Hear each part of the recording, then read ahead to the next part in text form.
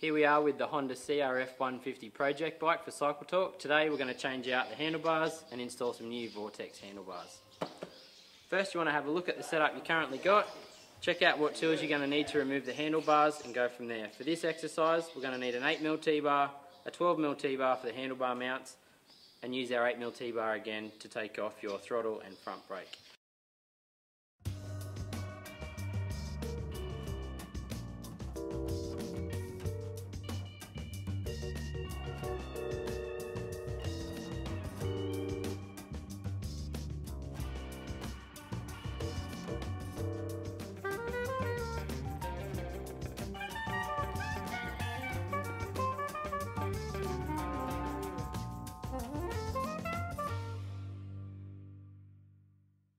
So now we're ready to refit the handlebars. So we just make sure our bar mounts are all nice and clean in here, and we've prepared the other ends, they're all nice and clean as well, ready to go to reinstall. We've got all our controls, they're also ready to go.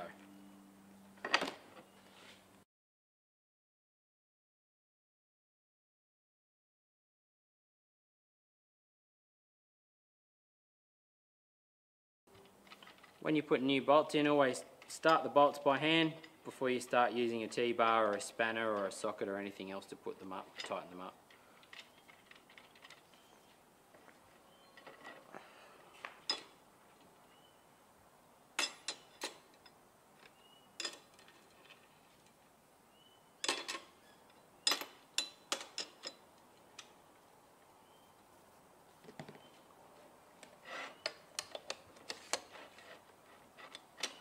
Before we go any further and before we start tightening the handlebars up, we need to make sure we got the handlebars in the center of the bike. So over the center,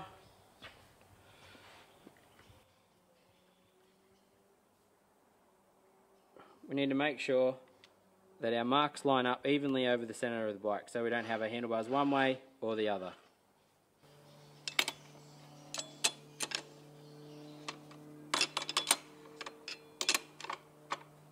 Always do your bar mounts up evenly and work your way around nice and even as you tighten them up. Don't tighten them up fully because we're going to adjust them again later to suit our rider.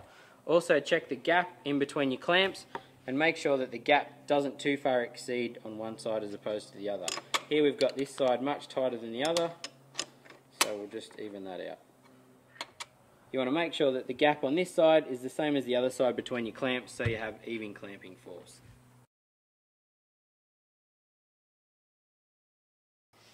So now we're ready to pull our levers back on. So we get our 8mm tool again. Start these by hand. If you have a look at the top of your lever, you'll have a small dot or maybe an up signal, and that always goes to the top. So be careful when you're installing, make sure you always do that correct.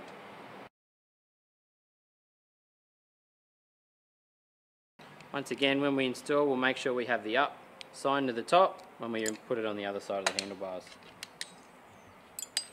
At the moment we're not tightening any of this stuff right up, we're just putting it on there loosely so we can set it up properly for later.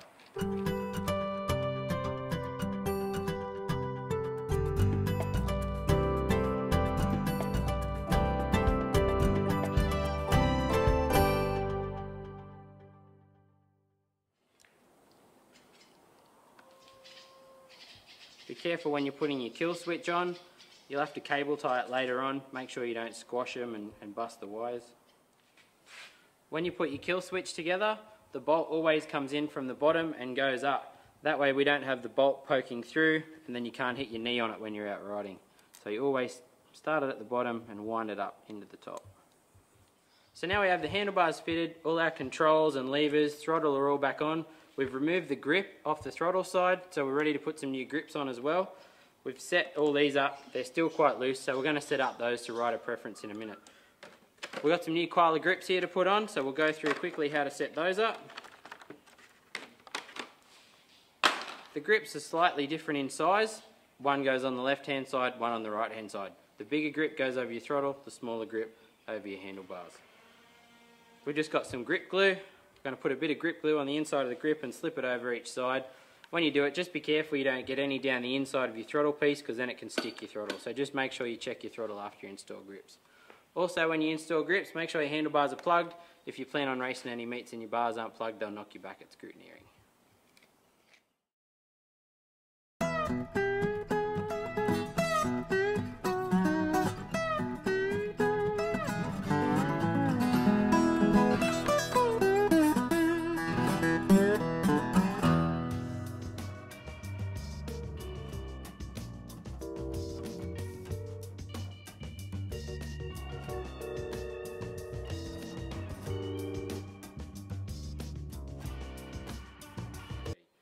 So we've installed our koala grips. Now we're ready to set up our bars and our controls to suit our test rider. So to start with, I've set everything up in a fairly neutral position. So levers are not high, not low, they're somewhat in the middle. We've got our kill switch set up in the right spot. You want your kill switch right up against your grip. That way it's quite easy to turn off. You don't have to reach across the handlebars to turn it off. We've got our levers in the right spot. We want our first finger in the dip of the lever. We've done that on both sides. So we've got those set up fine. So we'll get you to jump on. So put your fingers out on your levers. Can you put all fingers out? Alright, let the levers out. So we've got a nice gentle slope all the way down here. Let your front brake out, mate. We've got a nice gentle slope. So as you can see, he's not reaching down or up to get to his levers. These are all still loose, so if we have them too far down, we can see he's got to change his body position to get to his levers.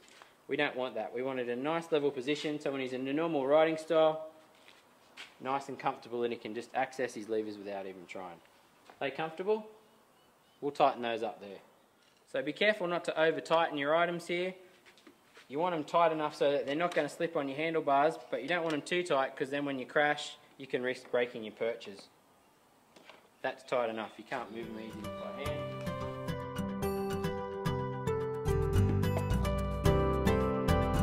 Last of all, we're going to see and make sure our handlebars are in the right spot.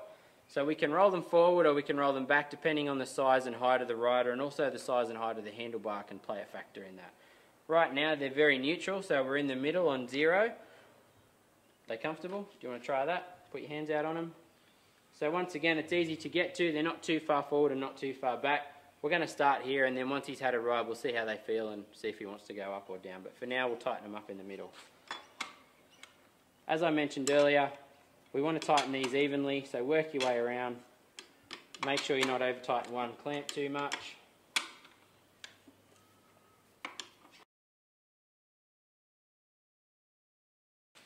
If you're unsure on how tight to tighten your bar clamps, there's probably a setting in your owner's manual which is going to tell you the exact amount of Newton meters or foot-pounds to tighten those up to. You can use a torque wrench, tighten them up to the specified setting, and you know you're right.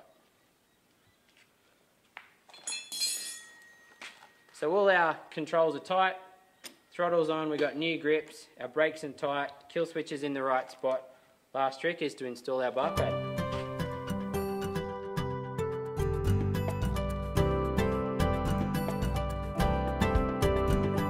Before we finish, don't forget, we've just got to cable tie our kill switch cable down, that way it's not flapping around. And make sure you don't put it in the way of where your tie downs are going to be, because you don't want your tie downs to squash your cable.